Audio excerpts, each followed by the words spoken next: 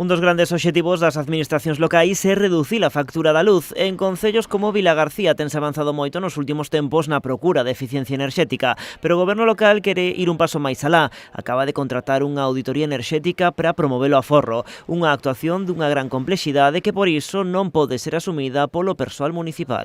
Eles mesmos pediron unha asistencia técnica e a realidade é que durante este tempo deulles a razón e dende que estamos traballando con esa asistencia técnica o aforro no alumeado público foi moi importante, estamos sendo máis proactivos, temos máis capacidade de reacción e, por suposto, como decía, pois está facendo unha renovación moi importante de luces que o que permite un aforro moi importante para as arcas do Concello de Vilarcia. Esta auditoría xa foi contratada por pouco máis de 7.000 euros, permitirá continuar coa implantación e mantemento do sistema de xestión enerxética municipal. Para resumilo, poderíamos falar de tres patas nas que, gracias a esa asistencia, se traballa no Concello.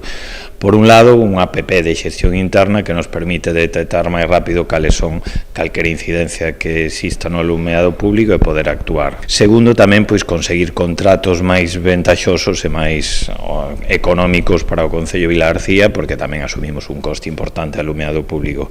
Eso terceiro tamén permite pois traballar máis eficientemente en esa renovación do alumeado público. Unha renovación que acadou xa o 50% dos puntos de luz da cidade e que máis alá da parte económica ten tamén un impacto positivo dende o punto de vista medioambiental. De 8.000 puntos de luz se leva cambiado máis ou menos xa a mitade e se sigue traballando pois en outras zonas, como por exemplo agora na zona de Rosalía de Castro, nas Carolinas, na que se van a invertir agora outros 60.000 euros en renovación en luces LED, ademais de, claro, en calquera humanización xa se aproveita para cambiar. Segundo os cálculos do Concello, coa renovación xa acometidas, o Concello está a forrar entre un 30 e un 40% do que viña gastando na factura da luz.